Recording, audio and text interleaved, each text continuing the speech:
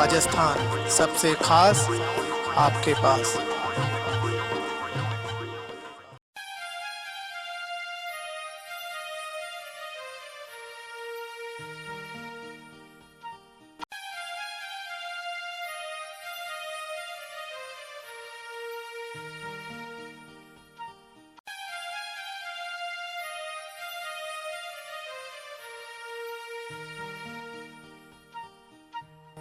राजस्थान की भीलवाड़ा लोकसभा सीट पर ब्राह्मण मतदाताओं को कांग्रेस के पक्ष में करने प्रदेश कांग्रेस कमेटी के निर्देश पर आए पूर्व मंत्री बूंदी के हरिमोहन शर्मा भीलवाड़ा में अजीब बयान दे गए।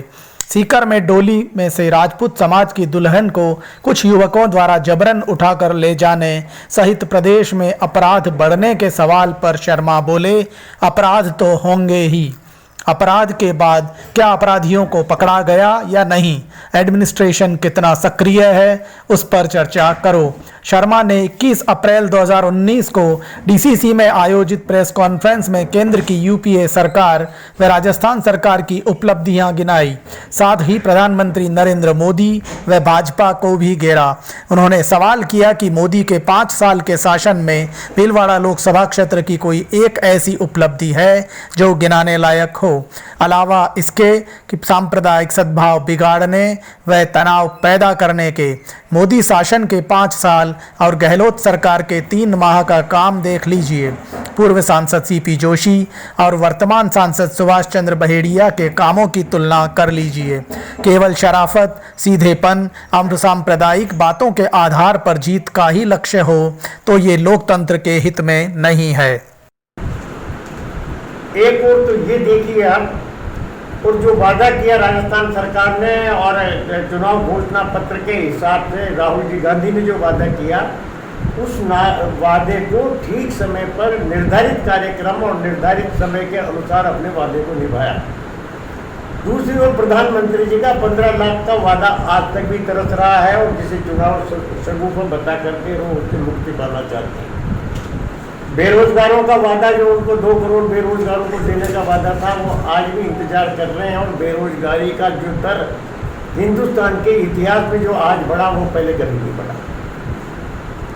इनके साथ ही आप 5 साल दीजिए आप सीपी जोशी जी और 5 साल लीजिए इन बहेड़िया साहब। सीपी जोशी के कार्यकाल की तुलनात्मक अध्ययन आप 5 साल के बहेड़िया जी के कार्यक्रम से। सीपी जोशी के कार्यकाल में जो ऐसे काम हुए कि जिनको इतिहास में हमेशा याद रखा जाएगा, आज तक भी उन कामों को कंप्लीट करने के लिए न तो राजस्थान की सरकार पूरे 5 साल रही वो, और न केंद्रीय सरकार उनके कामों से कोई कंपेरिजन का 0% नहीं है। चंबल की जो योजना है वो आपके सामने के हर गांव को पानी मिलेगा, जो असंभव काम था जो सीपी जोशी ने अपने कार्यकाल में। कोच फैक्ट्री का जो उद्घाटन यहाँ पर शिलान्यास किया गया था, जिसमें सोनिया गांधी जी पधारी, एक अल्पकाल का मंत्री होते हुए भी, रेलवे मंत्री होते हुए भी, उस अल्पकाल में जो कोच फैक्ट्री का जो शिलान्यास किया, वो काम भी ये पूरा उन 5 सालों में भी वो नहीं कर पाए। इसके साथ जो हाईवेज हैं, 148D जो हाईवे जो उनियारा से चल रहा है, इसके साथ ही जितने भी हाईवे जो यहाँ से राजसमंद वाला हाईवे और ये जितने भी हाईवे जो यहाँ पर हैं, उन हाईवे के हिसाब से जो आपकी जानकारी में भीलवाड़ा से राजसमंद, भीलवाड़ा से लालपुरा, भीलवाड़ा से जयपुर वाया केकड़ी, किशनगढ़ से उदयपुर और 1700 गाँव का और उनियारा और गुलाबपुरा, चारों तरफ अल्पकाल में 1.5 साल के नेशनल हाईवे के मिनिस्टर रहने के कार्यकाल में जिस प्रकार से नेशनल हाईवे का विकास इस क्षेत्र में जो हुआ और राजस्थान में हुआ, वो इतिहास के स्वर्ण अक्षरों में लिखे गए। अब आप कंपैरिजन कीजिए, केंद्र सरकार बहेड़िया जी और केंद्र सरकार में सांसद रहे हमारे बहेड़िया था।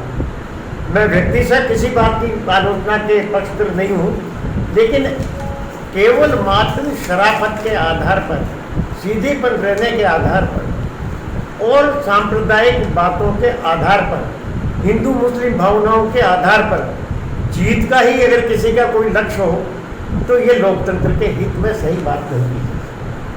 आज की तारीख में जो काम ये है, बहड़िया साहब हमारे हिंडोली भी इसी में आती, एक कोई काम ऐसा जो रिमार्केबल हो, जो गिनाने लायक, उस गिनाने लायक काम को बहड़िया साहब 3-5 सालों में गिनाने की स्थिति। केवल मात्र वो राष्ट्रवाद और असली राष्ट्रवाद और नकली राष्ट्रवाद की, हम असली राष्ट्रवाद की लड़ाई लड़ना चाहते हैं, वो नकली राष्ट्रवाद की लड़ाई लड़ के छद्मवेश में अपने आप को राष्ट्रवादी घोषित कर रहे हैं। आज आप देखिए पुलवामा का मामला, पुलवामा के मामले में राष्ट्रीय अध्यक्ष अमित शाह जी ने कहा कि 300 आदमियों को, 300 आतंकवादियों को मार दिया गया। किसी दूसरे उनके मंत्री ने कहा तो 250 को मार दिया गया, और प्रधानमंत्री उस समय चुप रहे थे कितने मारे गए, और जिन्होंने प्रश्न किया तो उनसे कहा गया है गैर राष्ट्रवादी हैं, हमसे पूछ रहे हैं कि वहाँ कितने मार दिए। क्या हो गया सुषमा स्वराज को? सुषमा स्वराज को क्यों स्टेटमेंट देना पड़ा? सुषमा स्वराज ने कहा कि न तो एक पाकिस्तानी फौजी मारा गया, न वहाँ पर कोई नागरिक मारा गया। नागरिक और आतंकवादी, आतंकवादी भी किसी न किसी राष्ट्र का नागरिक है।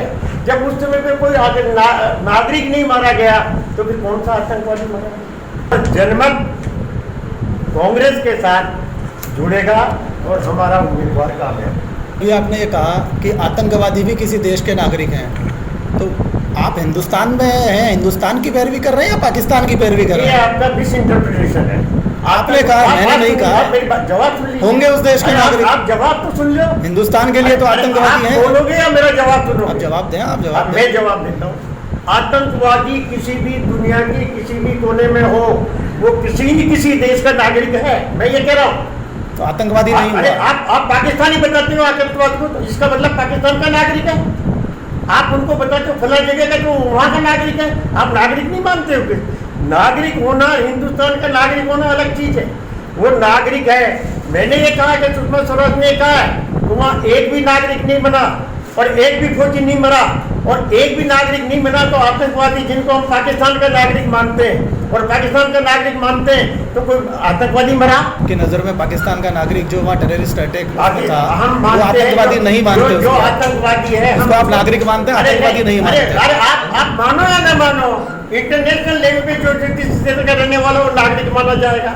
आप तो सोनिया गांधी जी को नहीं मान रहे थे, आप तो राहुल गांधी जी भी प्रश्न चिन्ह लगा रहे हो। शर्मा जी, मुख्यमंत्री जी ने पशुपालकों को 2 रुपए प्रति लीटर दूध के अनुदान की घोषणा की थी।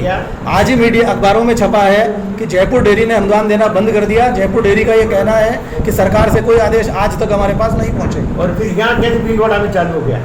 ये तो आप उनसे पूछे, आप बताएं, मैं उनसे पूछ रहा हूँ। अरे मैं तो पूछ रहा हूँ आप, भीलवाड़ा में कैसे चालू हो गया? अगर आदेश नहीं है तो गैर कानूनी काम कोई कर देगा क्या? हो सकता है मिसकंसेप्शन गैर कानूनी काम कर रहे हैं। हो सकता है, हो सकता है। आदेश नहीं आया वो दे रहे तो गैर कानूनी काम हो वो तो भीलवाड़ा में आ गया, वहाँ नहीं आया। जयपुर तो उनके नाक के नीचे ही है। सेटिस्फाई है 3 महीने राजस्थान सरकार का तो मैं 3 महीने के काम से 100% सेटिस्फाई। 100%। कैसे सर? हर क्राइम रेट बढ़ गई, सारी स्थितियां गड़बड़ा रही और आप कह रहे हैं सब कौन सी स्थितियाँ गड़बड़ा रही क्या है? नहीं, अभी कल को अरे साहब, दुल्हन को उठा के ले जा रहे हैं, इससे ज्यादा और क्या चाहिए? एक पूछो ना, हर बात का जवाब देंगे। मुझे बताया कि जानी दुश्मन फिल्म की तरह डोलियों के लुटेरे अगर जाति की लड़की को उठा लेता क्राइम होगा। मेरी बात सुनो। अपराध तो होंगे, लेकिन अपराध होने के बाद उसको पकड़ा गया कि नहीं गया, एडमिनिस्ट्रेशन कितना सक्रिय है, उस पर चर्चा करो। मुख्यमंत्री के गृह जिले में पथराव हो रहे हैं, सांप्रदायिक तनाव हो रहा है। ये एक सांप्रदायिक तनाव की परिस्थितियां करना भारतीय जनता पार्टी का ये चुनाव में रास्ता है। और तकलीफ वहाँ आती है जब इसमें समझदार लोग भी भागीदारी बनकर उस चीज को बढ़ावा दें। दोस्तों, आप हमारे चैनल में नए हैं तो सबसे पहले सब्सक्राइब करें, बेल आइकन दबाना न भूलें ताकि आपको रेगुलर नोटिफिकेशन मिलते रहे।